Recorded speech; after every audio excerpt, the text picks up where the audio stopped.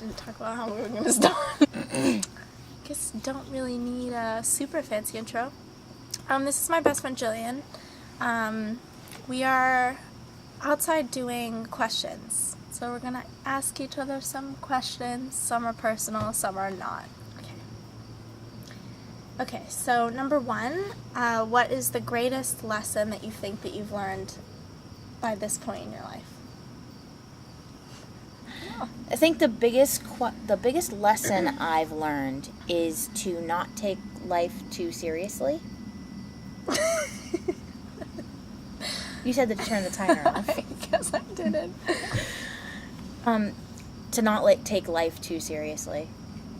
Because, I mean, if I just spend my whole life being careful and cautious and not really doing everything that I want to do, I feel like I'm going to have more regrets later in life. So I'm just going to take, basically, YOLO.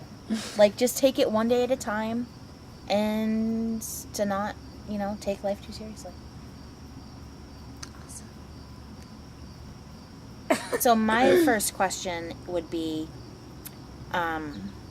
what is your biggest turn off? Like, what do you find the most unattractive, male or female? It can be physical, it can be personality wise. Just what absolutely repulses you?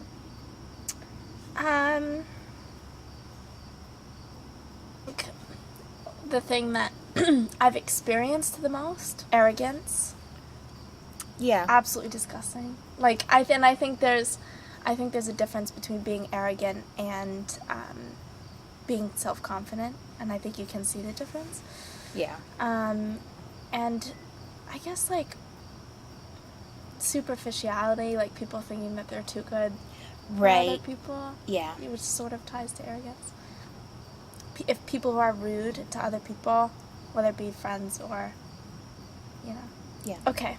Number 2 for Jillian. What is something that you wish people would recognize about relationships?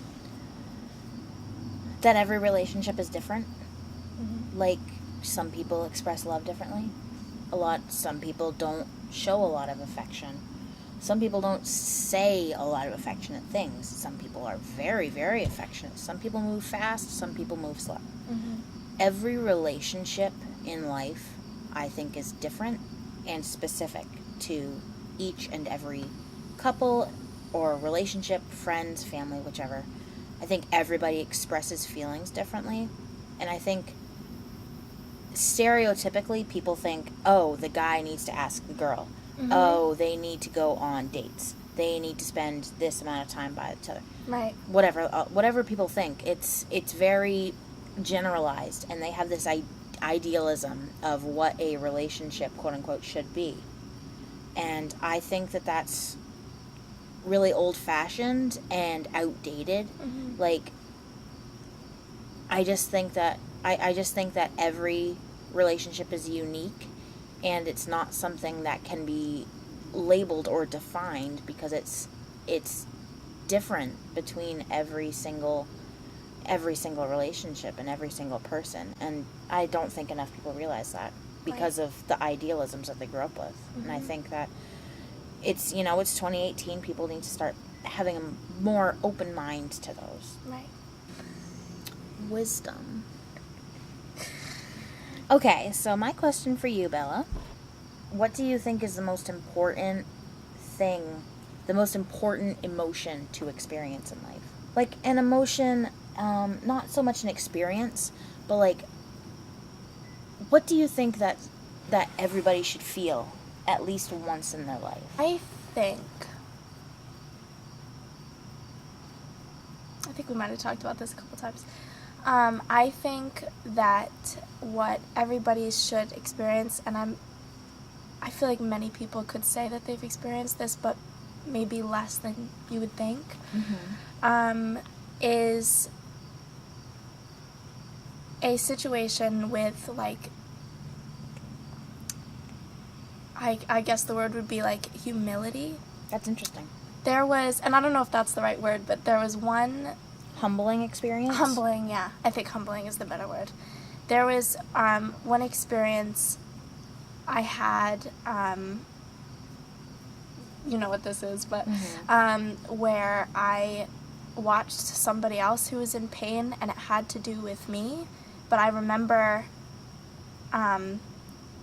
sitting next to them and having this feeling. I was like, I can't even, like, I can only think of that mothers know this feeling, but it was like, you just feel, I can't cry in front of this person. I can't. You have to be strong. Break down. I have to be strong for this person. And I remember I was sitting there like, I've never had that feeling where I felt like I was trying to hold myself so close together because I didn't want the other person to think that I was in pain. And so I've never experienced like selflessness. Yeah. And I've never experienced it like that. And I think that and especially if it has to do with like a romantic relationship of some sort, to have that feeling that you care so deeply about somebody else that you just would do anything to keep yourself together. I just haven't experienced that. I mean, I did experience that, but I mean, it's not to that extent. Not to that extent. You never really had that realization moment until then. That right. Like, wow, this person means so much to me. I'm putting my feelings aside because I need to be strong for them. You just think like that sort of relationship and that sort of love is totally possible, and I feel like a lot of people really don't believe in that anymore. Yeah. And it is real, and I think people who are lucky enough to experience like human connection like that, right, will know that is a real thing, and not just in that situation, but if you can experience that with your friends, then I don't think there's a greater gift than that. Really and this good person one. Is one of the most selfless people I know, so I know you understand that a lot, but yeah. No, I think that's actually a really important thing. And it's a hard thing to achieve when people are so ego, like, you know. People are very egotistical, and we live in a day and age where nobody actually wants to show emotion. Exactly. So when somebody actually does in front of you, and they show that they care about you so much, they trust you so much, that they are willing to do that, you need to do the same by, like, I mean, plain and simple, just being there for them. Right.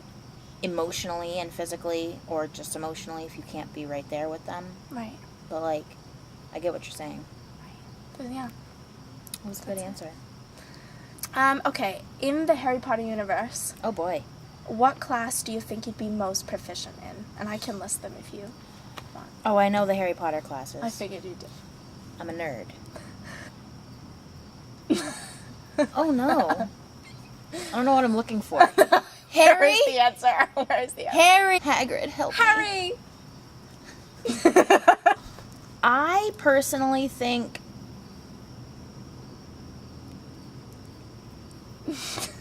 Defense Against the Dark Arts. Oh, yeah. I was waiting for you to say that.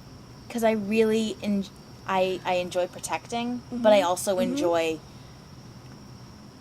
Not just books, like physical, hands-on. Yeah. Like, I can just see myself excelling there. That is such a good answer, though, now that I'm thinking about that. I know, it really is. So, Bella, if you had one day left to live, you just got a call, you're dying tomorrow at 5 p.m. Whatever. And so, you already called all your loved ones. Okay. You already spent time with your family. What is the first thing you do? Thinking off the top of my head. I think I would go out where I could see a vast amount of space. So probably the beach. And I would stand there and I would listen.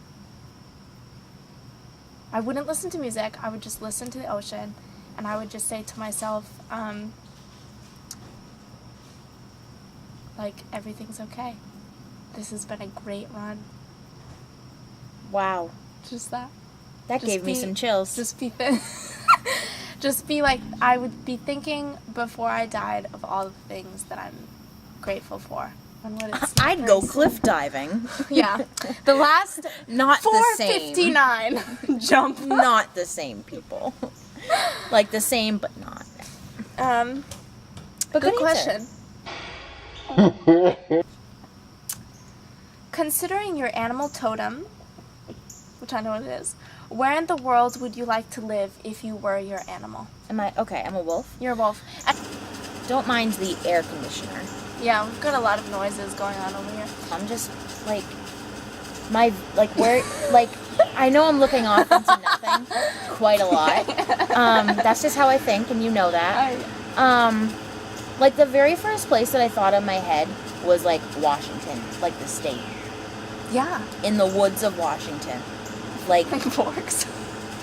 So not like Twilight, no. Like yes, Or like maybe. Twilight. In like northern like woods of Washington, borderline Canada. Mm-hmm. It's chilly there. It's foresty. I don't know why. I've also just always wanted to go to like Washington. Twilight forever. If you could spend 1 week with any famous person, who would it be and why? Strange answer. I would pick James Dean. No? Okay. Is it really? Yes.